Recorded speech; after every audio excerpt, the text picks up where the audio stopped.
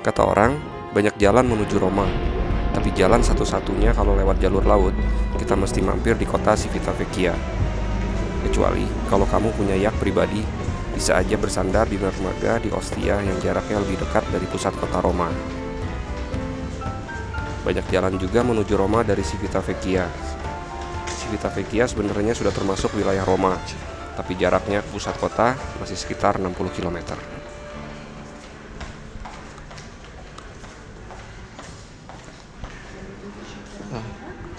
Bisa Roma Termini.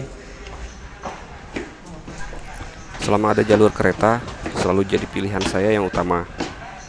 Tiket kereta bisa dibeli langsung di stasiun melalui vending machine menggunakan credit card atau debit, dan harus scan di scanner di peron seperti ini sebelum masuk kereta.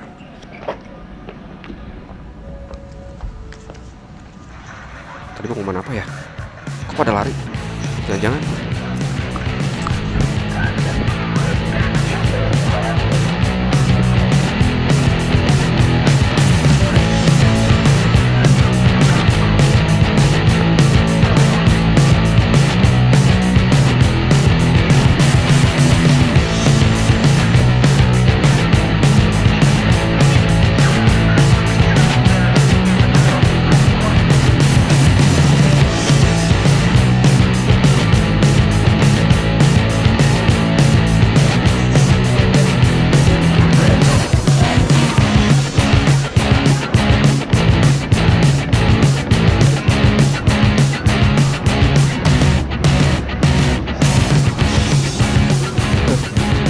the train.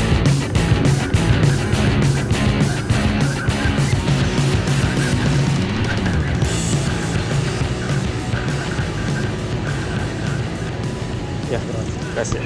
Which train? Free? Anything? Parkir keretanya kenapa jauh banget sih? Jadwal masih sekitar 5 menitan kereta baru berangkat. Tapi ya emang kadang jam HP sama jam lokal bisa aja beda. Gak lucu juga kalau sampai ketinggalan kereta. Lebih baik terlambat sekalian daripada ketinggalan kereta yang udah ada di depan mata.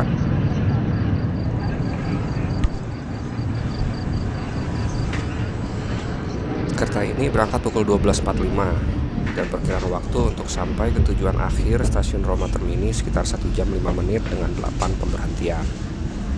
Wih, kereta double deck ternyata nih. Tapi kali ini saya bakal turun di stasiun Roma San Pier di pemberhentian kelima. Jadi bakal 20 menit lebih hemat waktu.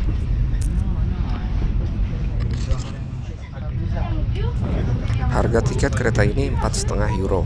Dan untuk harga segitu saya cukup kagum dengan kereta ini. Sepertinya ini kereta baru. Desain interiornya modern, jalannya luas, ruang kaki luas, ada power outlet di setiap kursi. Keren lah.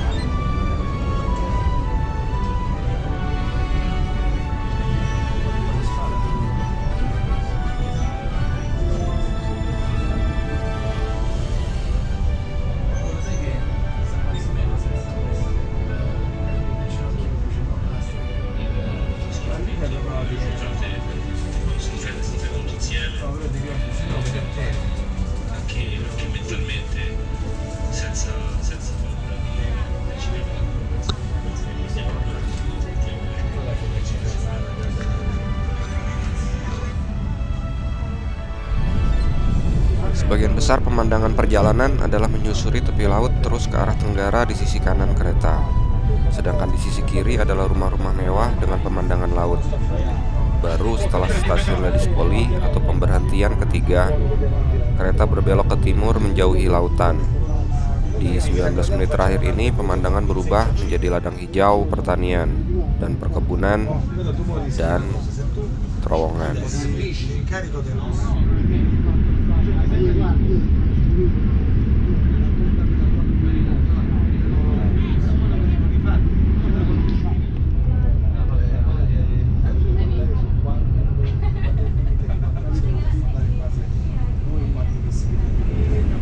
Setidaknya ada 4-5 terowongan sebelum akhirnya sampai ke stasiun tujuan kita, stasiun Saint Pierre atau San Pietro atau Saint Peter.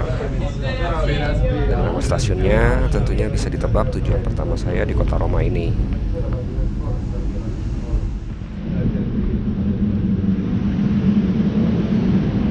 Oh iya, selain kereta reguler ini, ada juga kereta intercity yang hanya sekali berhenti. Jadi waktu tempuhnya juga lebih cepat, yaitu cuma 48 menit. Jadi kalau kita nggak pilih-pilih kereta, dari Civitavecchia ke Roma itu selalu ada kereta setiap 30 menit sampai dengan 1 jam sekali. Sekarang jam setengah 2, dan rencananya saya harus mengejar jadwal kereta intercity keberangkatan jam 3.57 sore ini dari Termini untuk balik ke Civitavecchia. Itu sebabnya saya mulai jelajah Roma ini dari Saint Peter, lalu memotong kota Roma ke Termini. Tidak bisa sebaliknya karena kereta intercity tidak berhenti di stasiun San Peter.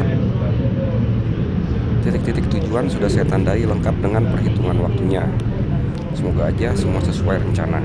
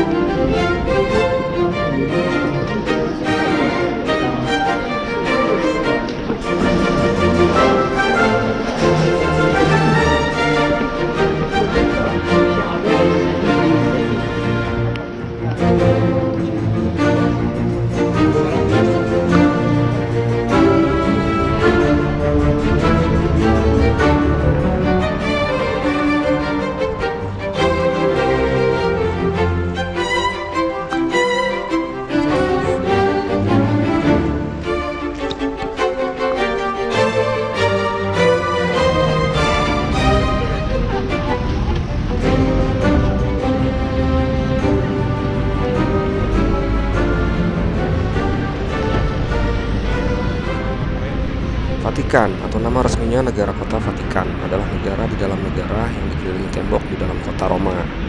Ini tembok ini. Jadi di balik tembok ini udah luar negeri. Negara kota Vatikan merupakan negara merdeka terkecil di dunia yang diakui secara internasional.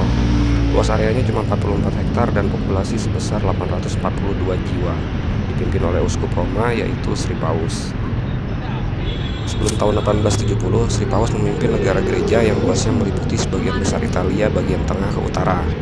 Namun setelah direbut kerajaan Italia, wilayah kedaulatan Sri Paus hanya tersisa Basilika Saint Peter dan Istana Apostolik, yaitu wilayah Vatikan yang sekarang ini. Dan populasi yang 800-an jiwa itu seluruhnya adalah rohaniawan dan termasuk juga Garda Swiss, yaitu tentara bayaran dari Swiss sebagai pengawal pribadi Sri Paus. Jalan kaki dari stasiun San Pietro ke sini nggak sampai 10 menit. Saya masuknya nih lewat gerbang samping, bukan gerbang yang biasa, yaitu lewat Via della Conciliazione. Nantilah keluarnya kita lewat sana.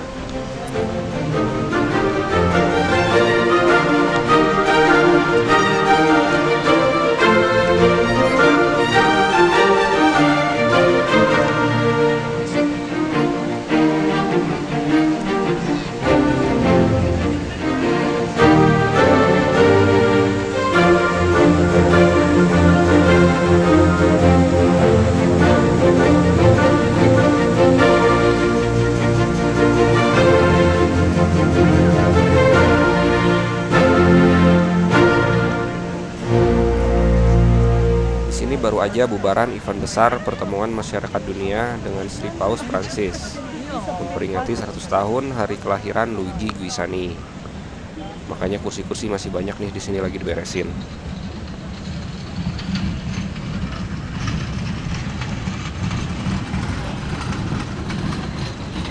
Saint Peter's Basilica adalah gereja Katolik terbesar di dunia.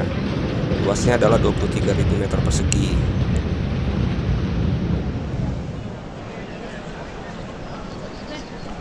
Kalau dari luar aja udah megah fenomenal begini, katanya bagian dalamnya lebih spektakuler lagi. Tapi untuk masuk ke sana antriannya nih kayak begini.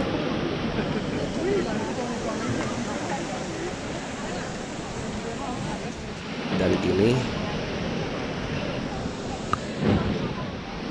Dan gini. Dan gini. Dan gini. Untuk sekedar masuk ke main entrance-nya itu gratis. Tapi untuk atraksi-atraksi di dalamnya, kok atraksi sih?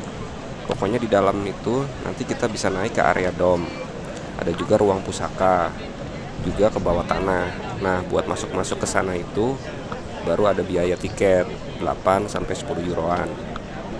Dan katanya, ini baru baca nih, kalau ada pintu rahasia buat masuk ke Saint Peter's Basilica yang gak semua orang tahu.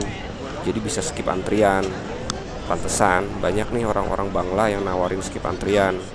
Pasti mereka tahu pintu rahasia itu.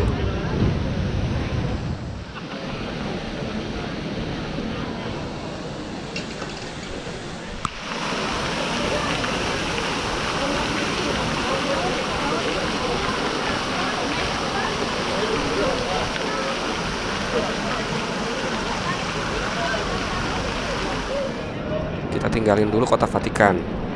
Buat masuk ke Saint Peter Basilica kapan-kapan aja deh. Waktunya nggak cukup.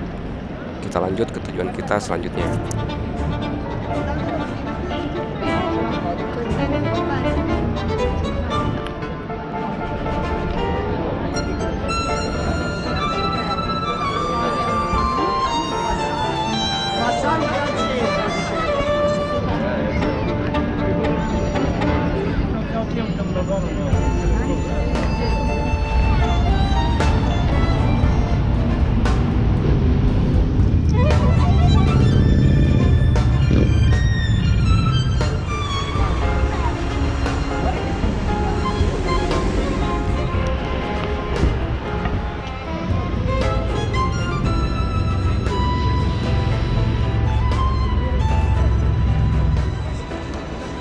Berjalan menelusuri jalan-jalan di kota Roma, seperti berada di tengah-tengah museum besar penuh dengan galeri seni, berupa bangunan-bangunan cantik dan patung-patung megah. Cuma orang-orang ini nih, rame banget. Tapi ada manfaatnya juga sih, kita ikutin aja orang-orang ini jalan menuju kemana, pasti di sana ada sesuatu yang menarik. Tapi tetap kita harus punya peta buat patokan, supaya jangan tersesat. Langkah kaki saya berjalan ke arah tujuan selanjutnya, Pantheon. Rujukan arah saya tentu saja Google Map. Dari seberang Kastel San Angelo tadi, untuk sampai ke Pantheon tinggal belok kiri, lalu lurus aja ikuti Via del Coronari. Ini jalan yang recommended, karena penuh kafe dan pertokoan. Selain itu, bangunan di kanan kirinya juga sudah berdiri semenjak abad ke-15. Kedengaran epik ya. Nah, seperti yang saya tadi bilang, arah kerumunan orang jalan itu biasanya menuju ke arah tempat yang bagus, yang spesial lah. Makanya saya ikuti aja arus orang-orang ini. Tapi ini orang-orang kok pada lurus lewat jalur ini. Epik juga sih bangunan-bangunannya, sama kunonya. Toko-toko souvenir dan kafe-kafe juga ramai di sini. Meski rutenya jadi melenceng. Cuma saya penasaran kemana arah arus orang-orang ini. Ujung dari Via del Governo Vecchio ternyata menuju ke alun-alun ini, Piazza Navona. Ruang terbuka luas yang menjadi halaman dari gereja Santo Agnes dengan 2 air mancur di kedua sisinya dan 1 obelisk yang cukup mencolok di tengah-tengah. Nggak rugi juga saya nyasar ke sini.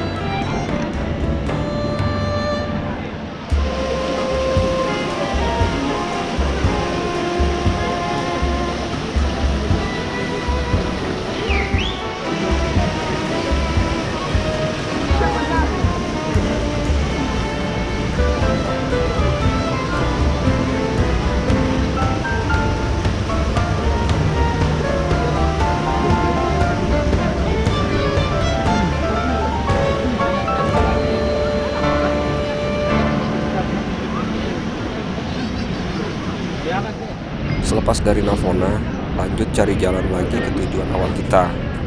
Kalau dari peta, lokasi Pantheon itu paling 3 blok di belakang gedung di seberang jalan ini.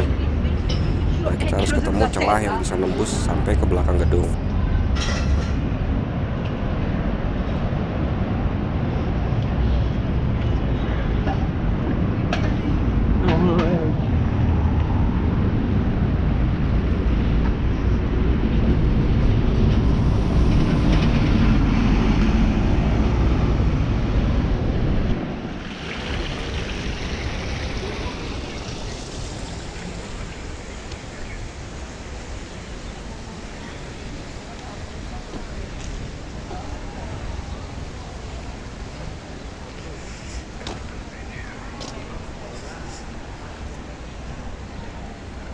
Pantheon dibangun dari tahun 27 sampai 25 sebelum Masehi. Awalnya adalah kuil Romawi untuk memuja 7 dewa mereka. Bentuknya pun sama seperti Parthenon yang ada di Akropolis Athena. Jangan ketukar ya. Pantheon itu yang ini yang di Roma. Sementara yang di Akropolis itu namanya Parthenon.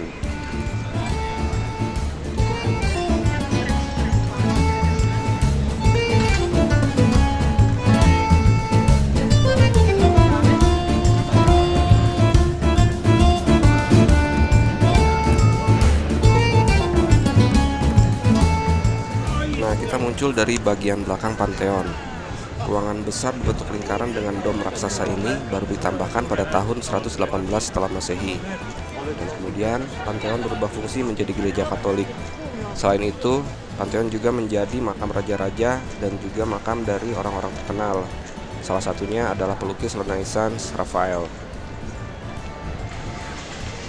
Kubah Pantheon sempat jadi yang terbesar di dunia selama lebih dari 1000 tahun, hingga tahun 1436 baru dikalahkan oleh kubah Katedral Florence.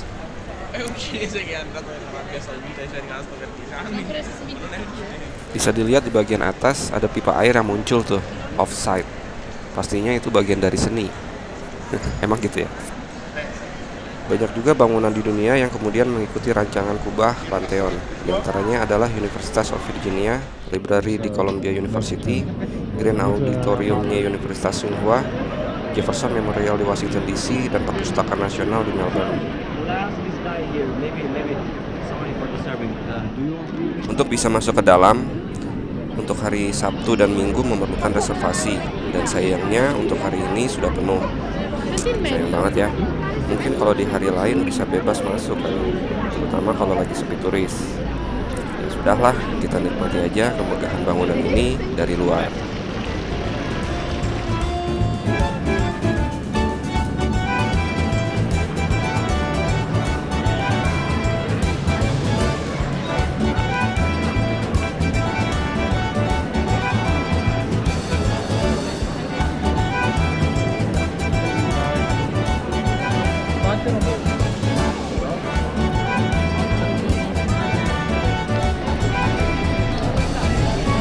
Begitu saya berbalik arah, loh kok malah ketemu petunjuk jalan menuju tujuan saya berikutnya. Ya sudah, langsung kita cabut.